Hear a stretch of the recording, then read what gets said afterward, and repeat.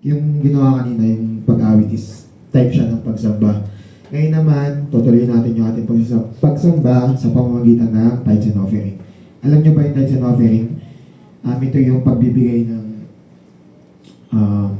portion na ihandog natin sa Panginoon. So, sa hapon na to, di ba, madalas naririnig natin, mga kabataan, bata ka pa, ganyan-ganyan, di mo pa kaya yan, di mo naiintindihan yung mga ganyan, di ba? Pero tandaan nyo, sa paningin ng Diyos, hindi hadlang ang pagiging bata. Tandaan nyo yan. May kaya kayong gawin, kahit bata pa kayo. Sabi nga sa 1 Timothy, chapter 4, verse 12, kilala niyo ba si Timothy? Siya ay bata pa. Kabataan din siya, kagaya ninyo. And sinabi sa kanya ni Pablo na huwag mo hayaang hamakin ka din naman dahil sa iyong kabataan. Sa halip, sikapin mong maging halimbawa sa mga mananampalataya, sa iyong pagsasalita, pag-uugali, pag-ibig, at pananampalataya, at may malinis na pamumuhay. Gaya na sabi ni Kuya Michael kanina, yung pagmumura natin, ganyan, na hanggat bata pa kayo, kailangan ma-practice nyo na siya na matigil kasi kapag tumanda kayo na ganyan pa din yung lifestyle is makakasanayan nyo siya, mahirap siyang baguhin. Ngayon, ito naman sa hapon na to, about sa pagbibigay, di ba? Alam ko, yung iba sa atin, pumapasok tayo ng walang baon, ganito, ganyan. And since, syempre, bata pa kayo, hindi pa kayo nakakapag-work.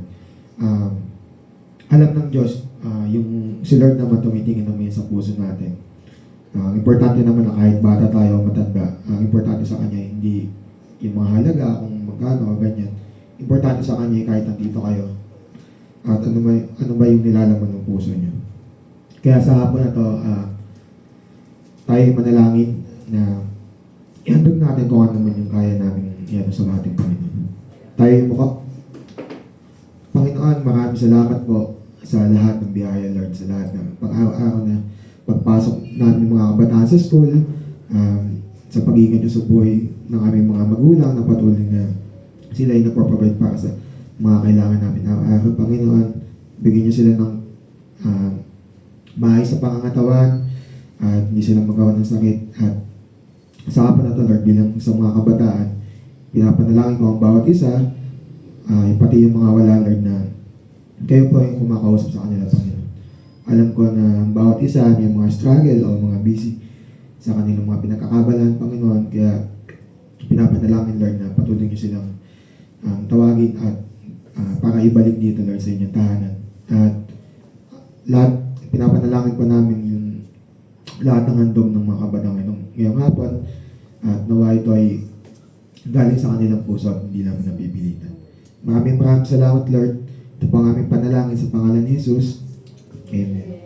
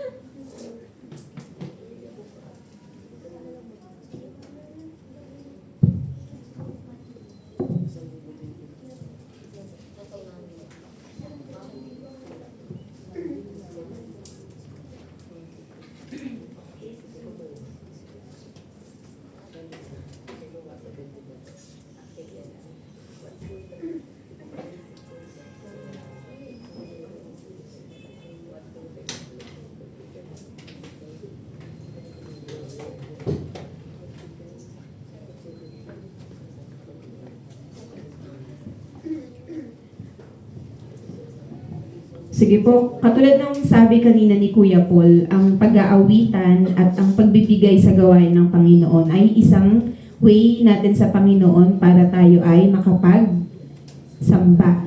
Okay? O para papurihan ng ating Panginoon. Ngayon naman, isa ulit na form o paraan para tayo ay makapagsamba sa Panginoon ay sa pamamagitan ng ating pakikinig. Sabihin nyo nga, pakikinig. Lahat ba may tenga? Lahat may pandinig. Okay. Dahil meron tayong tenga at meron tayong pandinig, tayo ay makikinig sa salita ng Panginoon. Sabi mo sa katabi mo, makikinig ako. Sa kabila, sabi mo, matututo ako. Sige po, tayo ay manalangin. Panginoon, maraming salamat po sa hapong ito. Salamat Lord sa ginawa mo, Panginoon, sa buhay namin. Salamat Lord sa mga kabataan na kasama po namin sa hapong ito. Dalangin po namin, Panginoon, na sa pamamagitan po ng salita mo, mensahe mo sa hapong ito, Panginoon. Tunay po Lord na kami po ay lumago, kami po ay matuto, Panginoon. At Lord, lahat po ng aming mapapakinggan ay tunay Lord na papasok at tatagos sa aming mga puso at makikita po sa aming mga sinasabi, sa aming mga kinikilos, Panginoon, at sa amin pong buhay. Salamat po, kayo po nawa, Lord, ang tunay na ma-reflect, Lord God, sa aming mga buhay at tunay na maihayag at maitaas, Panginoon. Lord, samahan mo kami sa amin pong pakikinig ng iyong banal na salita. Pinupuri ka namin, pinapasalamatan sa pangalan ni Jesus. Ang lahat ay magsabi ng Amen. Amen. Okay. Ang tahimik niyo naman. Sige po, sino nandito last Sunday? Taas kamay. Okay. Sige po, last Sunday, inumpisahan sa atin ni Kuya Maiko yung series ng lesson natin about faith on display. Kung maaalala natin. Again, pag sinabi nating faith on display, ito yung pagpapakita ng ating pananampalataya sa pamamagitan ng ating mga kilos, ng ating pananalita at pag-uugali nasaan mang tayong lugar. No, nang sa ganun makita po ng ibang tao kung ano yung ating pinaniniwalaan. No, dapat malinaw sa atin na ang pananampalataya ay hindi lang sinasabi. No, hindi sapat na sinasabi lang natin na meron tayong pananampalataya sa Diyos. Dapat daw pinapamuhay din natin yung ating pananampalataya. Sige nga, sa mga nandito last week, no, kung nakinig tayo sa message ng Panginoon, ano po yung unang area na pinag-aralan natin? No, bukod sa mga tahanan natin, saang lugar daw po bilang mga estudyante natin dapat pinapakita yung ating pananampalataya sa Diyos? Sa school. Pakilakas nga po. School! Anong Tagalog ng school? Paaralan. In-explain po sa atin nung nakaraan na bilang mga estudyanteng Kristiyano, no, napapakita natin ang ating pananampalataya sa Diyos kapag tayo ay nag-aaral ng mabuti.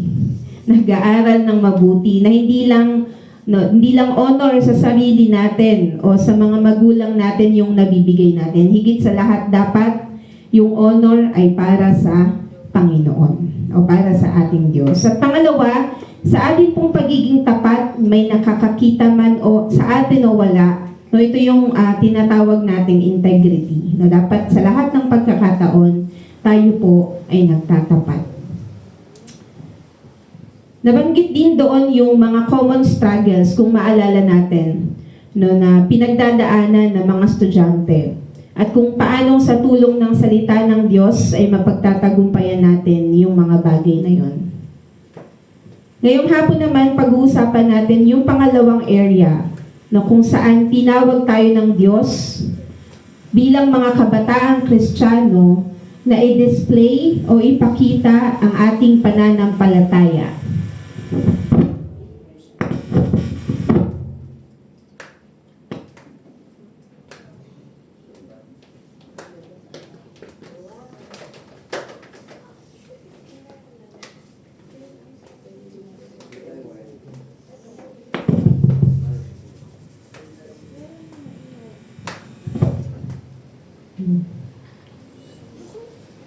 Okay, ulit.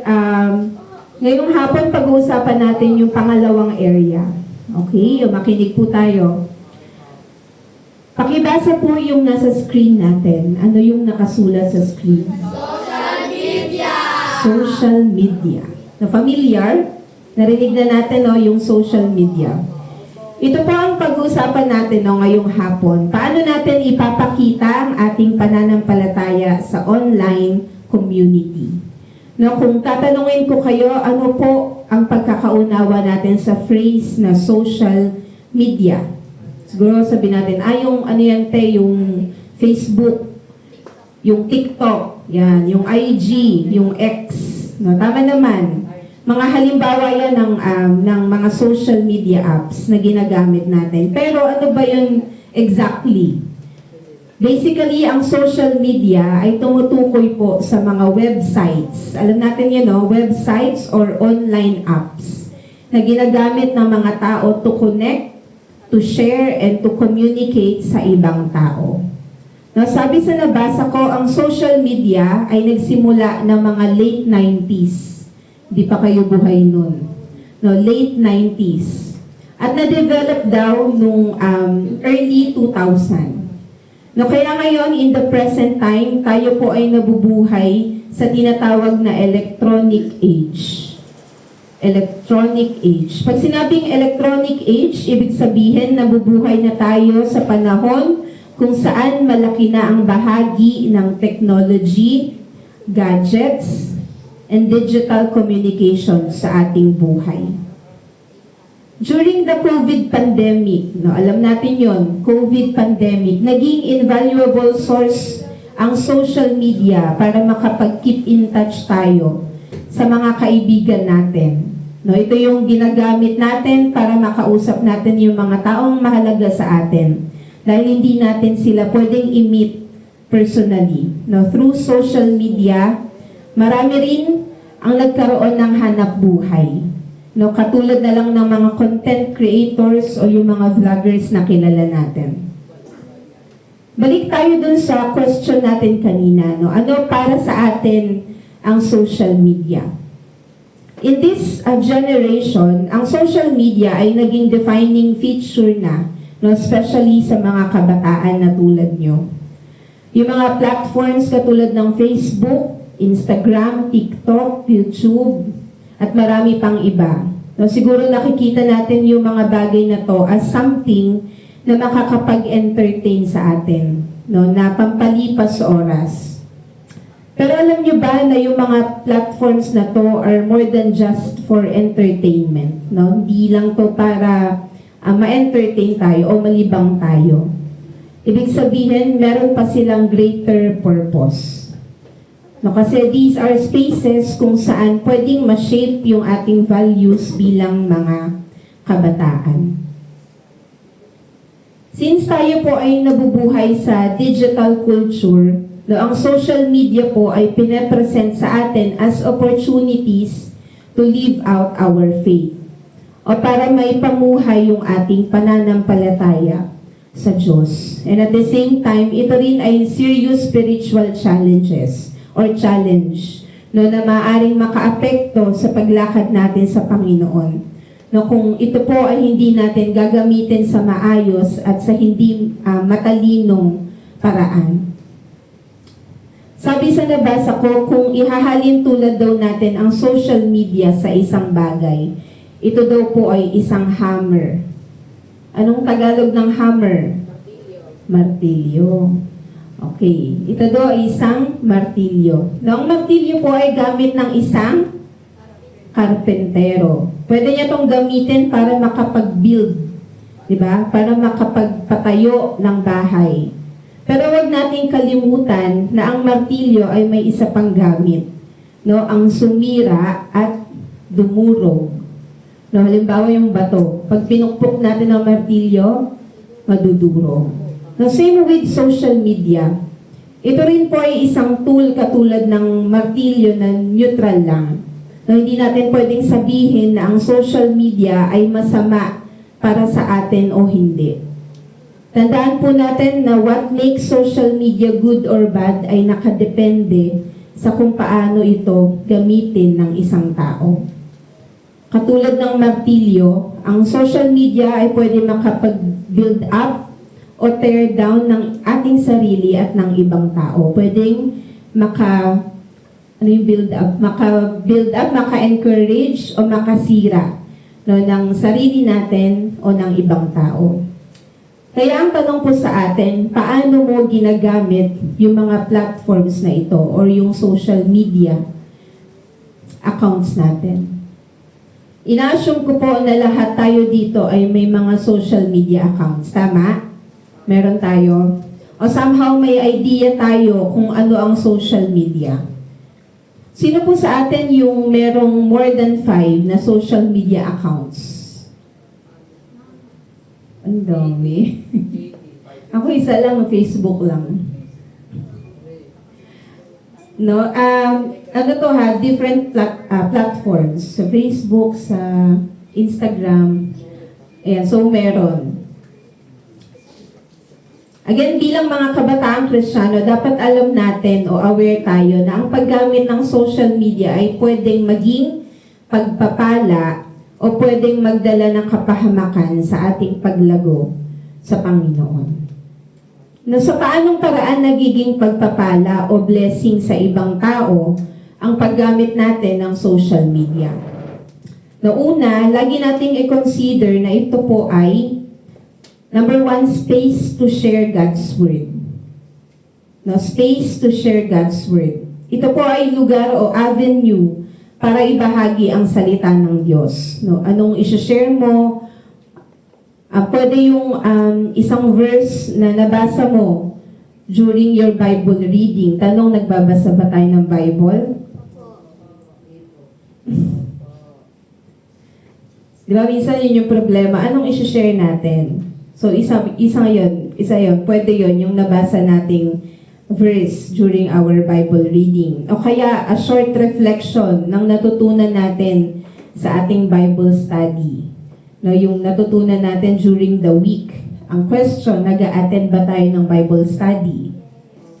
Yes.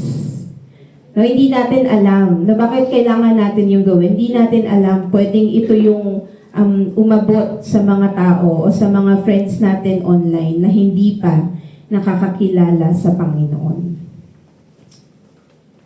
Number 2, pangalawa, ang social media ay space to encourage and connect.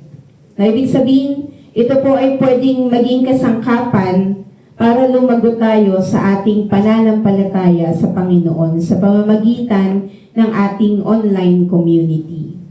No, kasi inaalaw tayo nito na makapag-encourage at maipanalangin ang ibang tao kahit pa nasa malayo silang lugar o hindi natin sila kasama at the moment.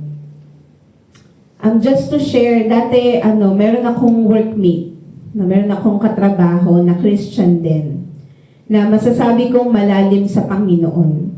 And later on, naging kaibigan ko siya, naging friends kami. Matagal kaming hindi nagkita kasi nagstay siya sa ibang bansa.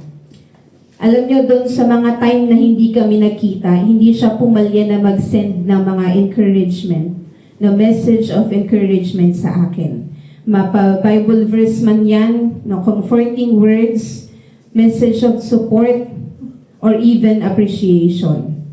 Kapag may ganong klase po ng tao sa buhay natin, iba yung impact na magagawa nun sa atin. No, and just imagine na ikaw yung tao na yun. No, na ine-exercise yung paggamit ng social media ng tama at may wisdom na mula sa Panginoon. No, hindi ba hindi ba magandang bagay yon na ikaw yung nag-share ng magandang salita, no, sa ibang tao. No, nasa pamamagitan ng mga sinasabi or pinopost natin na may buhay na nabibigyan ng pag-asa at may buhay na somehow nababago doon po sa ating mga sinasabi. Pangatlo, ang paggamit po ng social media ay opportunity para tayo ay maging mga positive influences. No, sa bawat post natin, sino po mahilig mag-post dito? May pangalan pa. No, sino po mahilig mag-post? No, sa bawat tandaan natin, okay lang naman mag-post. No, sa bawat post natin, no, sa bawat comment, and reactions na ibinibigay natin, tandaan po natin na may sinasabi po yun patungkol sa kung sino tayo at ano ang pinapaniwalaan natin. Na mag-set po as challenge sa atin itong mensahe ng Lord ngayong hapon. Na mamaya pag-uwi natin, let us check our walls at yung mga feeds natin, anong makikita natin doon sa mga walls natin and feeds. Na mga bagay ba na mapiplease ang Lord? Mga posts ba na nakakapag-build up ng isang tao? O lahat para sa sarili lang natin? Na para lang makakuha tayo ng attention and heart reaction. Katulad po ng sinabi natin kanina, bukod sa pagpapala, ang paggamit ng social media ay pwede ring magdala sa atin sa kapahamakan. Sabihin mo nga kapahamakan. Kapahamakan.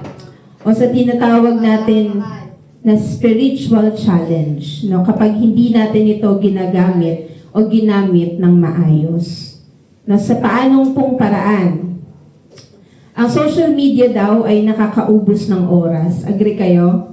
Yes. Nakakaubos ng oras. Sabi, maraming Kristiyano ngayon, hindi lang mga kabataan. No, hindi lang mga kabataan yung nagsispend ng mas maraming oras sa pagsuscroll sa social media, no, kesa magbasa ng Bible at manalangin. Sabi mo sa katabi mo, ahem. O, isa lang. Tandaan natin, okay, tandaan natin ang social media po ay dinesign na nakakahumaling o sa English, addictive. No, addictive siya, nakakahumaling. Ilalayo nito yung atensyon natin doon sa mga bagay na mas mahalaga. No, kapag inuubos natin yung oras natin doon, yung atensyon natin nandun lagi, no, mas pinaprioritize natin yung bagay na yun kesa sa mga bagay na mas mahalaga. No, inuubos natin yung oras natin para mag-focus tayo sa mga bagay na hindi naman tayo makikinabang. Sabi po sa Efeso chapter 5 verses 15 to 16, Efeso 5:15 to 16, kaya't mag-ingat kayo kung paano kayo namumuhay. Mamuhay kayo tulad ng matatalino, at di tulad ng mga mangmang. Verse 16, gamitin ninyo ng lubusan para sa mabuti ang bawat pagkakataon, sapagkat puno ng kasamaan ang kasalukuyang panahon.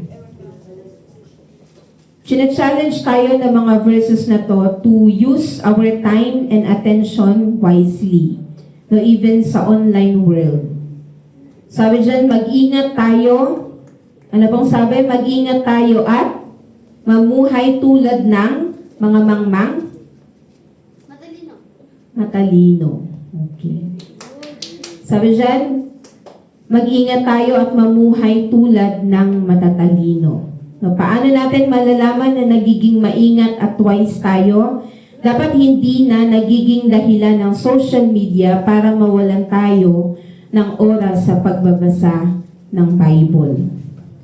O para mawalan tayo ng oras sa pananalangin. At para mawalan tayo ng oras sa pagdalo sa gawain sa simbahan. No, madalas nalilibang tayo kaka-cellphone knowing na may gawain tayo para sa Panginoon.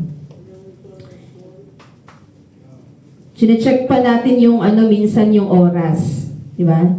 Gusto naman nating umattend. Nagsa-cellphone tayo, tapos chine-check naman natin yung oras. Tapos di natin namalayan, no, na late ka na. Kunwari 4 yung gawain, tapos 4:30 na. Kaya pipiliin mo na lang na wag umattend. Ang question, naging matalino ba tayo sa pagdedesisyon nung hindi ka na umattend? So, hindi. Hindi tayo naging wise. So, hindi tayo naging matalino. Isa pang danger sa social media, no, ine-expose tayo nito sa immoralidad at sa mga kaugalian na hindi nakakalugod sa Panginoon. Sabi dyan, it exposes us to immorality and ungodly values. Karamihan po sa mga social media platforms ay flooded ng mga contents na nagpo-promote ng mga unhealthy desires and choices. When ang constant exposure dito o yung palagian po nating paggamit sa mga ito ay nagpapahina ng ating convictions. And worse, nagiging normal na. No, nagiging normal na lang ito.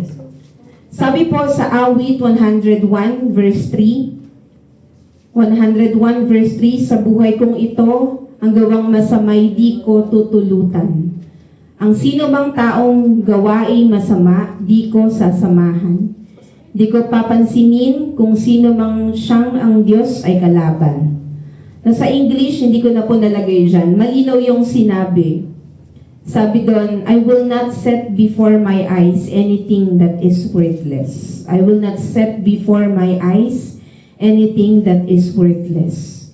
No, ine-express ng verse na yon yung commitment ng isang tao o ng isang Kristiyano sa purity. No, especially doon sa mga bagay na pinipili niyang tignan at i-focus. Kilala niyo po ba kung sino yung nagsulat ng awit, aklat ng awit?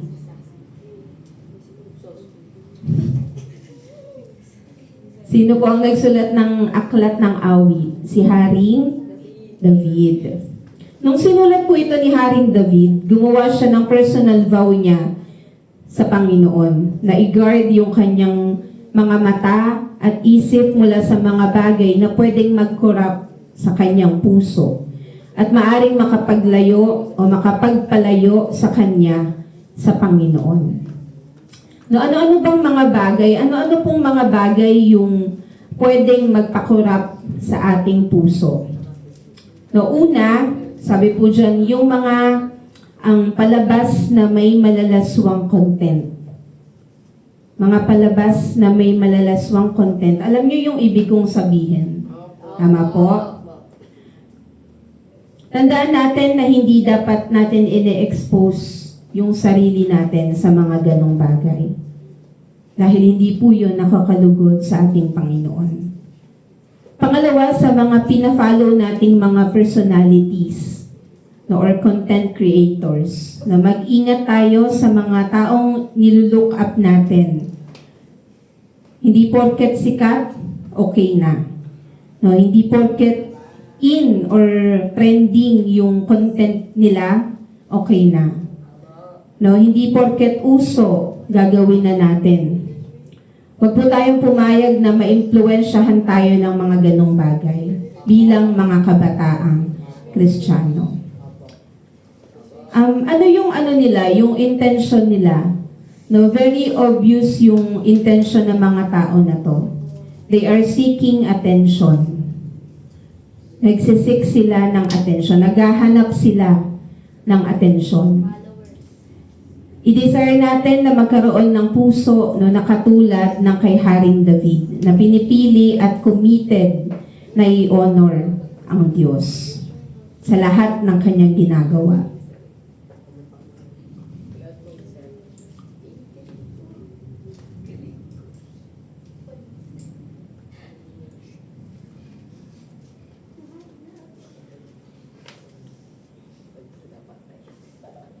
Ulit, ano yung dalawang bagay na kino-consider natin as a spiritual challenge, no? Kapag tayo po ay gumagamit ng social media. Sabi, una, ito ay destructive and time-wasting. Nakakaubos ng oras. Pangalawa, ina-expose tayo nito sa immorality at sa mga ungodly values. Ngayon naman, sagutin natin yung tanong na to.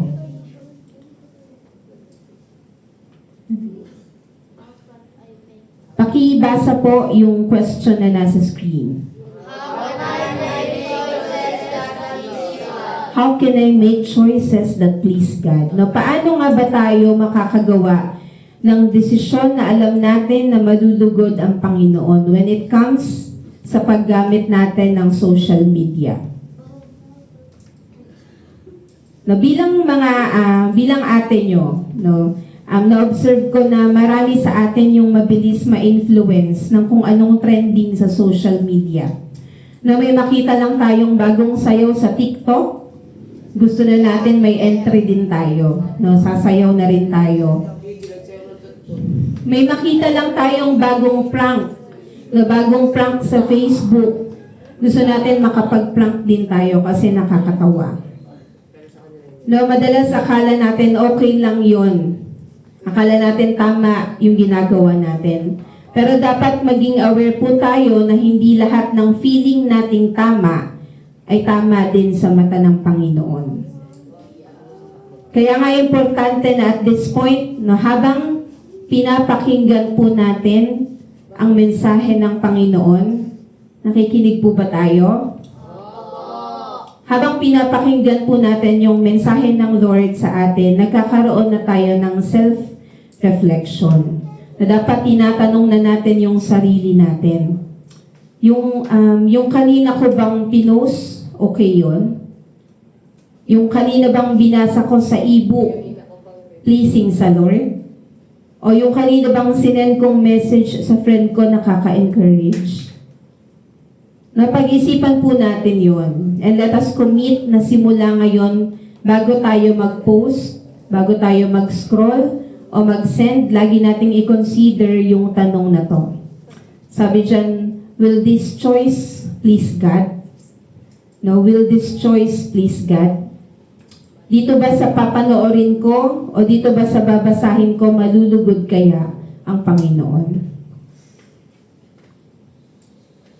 And to answer yung question natin kanina, no, may ilang practical tips po akong i-share sa inyo na pwede po natin gawin.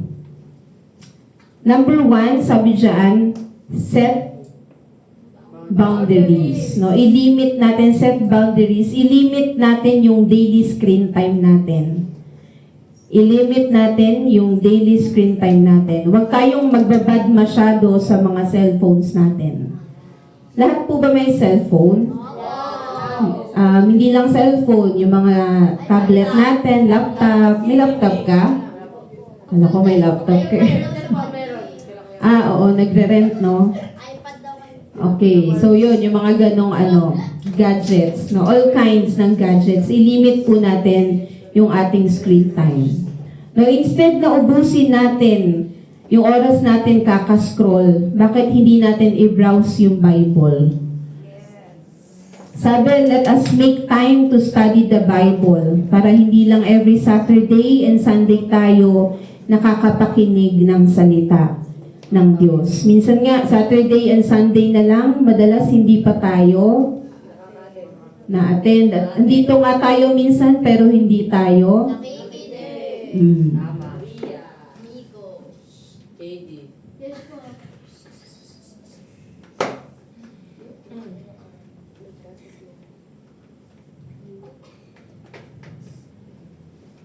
Bakit kailangan po nating makinig ng salita ng Diyos? Kasi opportunity yon para po lumago tayo sa pananampalataya natin sa Panginoon.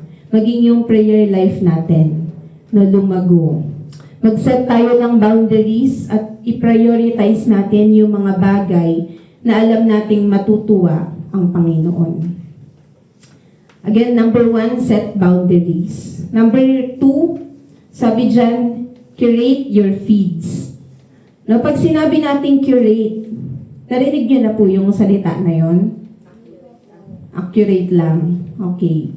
O, eto curate. Sabi dyan, ibig sabihin daw ng word na yan, piliin at ayusin. Select and organize. No, in short, i-manage natin yung mga bagay na ipopost or i-share natin sa mga social media natin.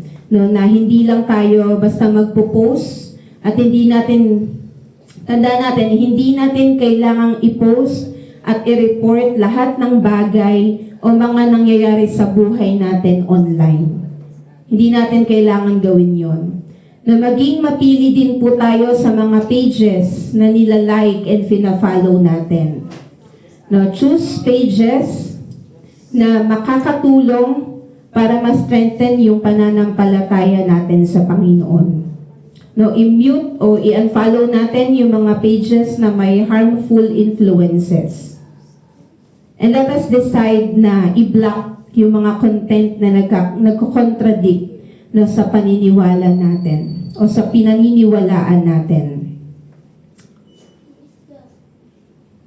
Pangalawa, sabi po dyan, curate your feeds. I-manage natin and piliin natin at ayusin natin yung ating mga social media accounts. Number 3, tayo po ay maging, sabi dyan, be a witness online.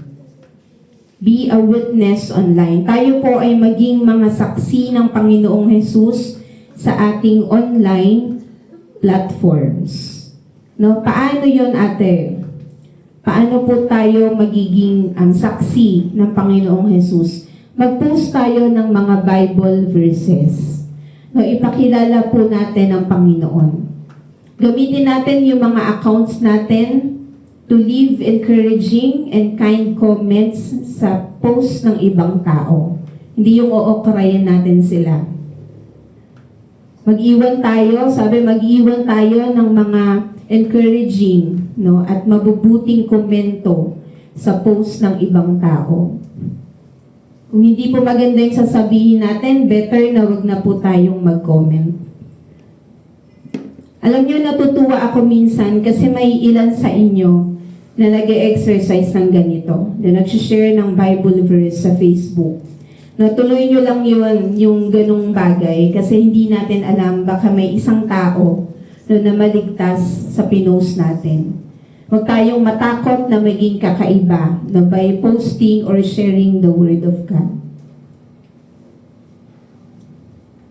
Ano ulit yung number 1? Sabi dyan, set boundaries, curate your feeds, and be a witness online. Be a witness online. Maging saksi tayo ng Panginoong Jesus. Ipakilala po natin ang Panginoong Jesus sa ating mga friends online. In conclusion, tandaan natin na ang social media ay isang public platform. At ang lahat ng Kristiyano ay tinawag as Christ representative nasaan man tayo, even online. Sabi dyan, pakibasa po, how we talk, what we share, or speak about who we follow. How we talk, how we react, and what we share, all speak about who we follow. Maaring may mga tao na hindi nakakabasa ng Biblia, no, dahil wala siguro silang Bible. Pero once na makita nila yung mga post natin, makikita nila yung kaibahan sa pumumuhay natin, at maari yung mag-cause no, ng paglapit nila sa Panginoong Jesus. Again, wala pong masama sa paggamit ng social media. No, nagiging masama o mabuti ito, depende po sa paggamit natin. At ang lahat ng pwede nating ibahagi online ay manggagaling po sa ating mga isip. No, lahat ng shinare mo, lahat ng pinost mo, saan po yun nanggagaling? Sa isip natin. No, naisip natin yun bago natin pinost. Sa Filipos chapter 4 verse 8, no, nire-remind po tayo dito ni Pablo, ni Apostol Pablo, to think and act with purity. Sabi po dyan, lagi ninyong isaisip ang mga bagay na karapat-dapat at kapuri-puri.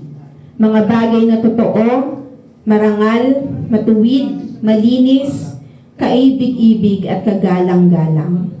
Now, whether in person or online, yung behavior natin dapat nagpapakita na ang Panginoong Jesus yung nabubuhay sa atin. Let our words be kind, no, maging mabuti po tayo sa ating pananalita, at hayaan natin na yung mga susunod na ipopost natin sa ating mga Facebook ay tunay po na nanggaling sa salita ng Diyos. Amen po. Sige po, let us pray. Tayo pong lahat ay pumikit. Let us close our eyes. No, bago po tayo manalangin, gusto ko pong sundan ninyo yung sasabihin ko. Pikit po natin yung ating mga mata na i-recite lang ulit natin yung sinasabi sa Filipos 4:8 at gawin po natin itong personal, na personal commitment natin sa Panginoon. Maging seryoso po tayo sa gagawin po nating commitment this afternoon. Sundan niyo po si ate. Pikit tayong lahat. Sabihin po natin, lagi kong isa sa isip ang mga bagay na karapat-dapat at kapuri-puri. Mga bagay na totoo, marangal, matuwid, malinis, kaibig-ibig, at kagalang-galang. Sige po, tayo ay manalangin. Panginoong Jesus, maraming salamat po sa mensahe mo sa hapong ito. Salamat po na sa panahon namin ngayon ay may kalayaan kami na ibahagi ka sa ibang tao. Hindi lang sa paraan na nakasanayan namin, Panginoon. Salamat na maging yung technology ay ginagamit niyo po para maging daan upang kami po ay makapag-witness at maging pagpapala sa buhay ng maraming tao.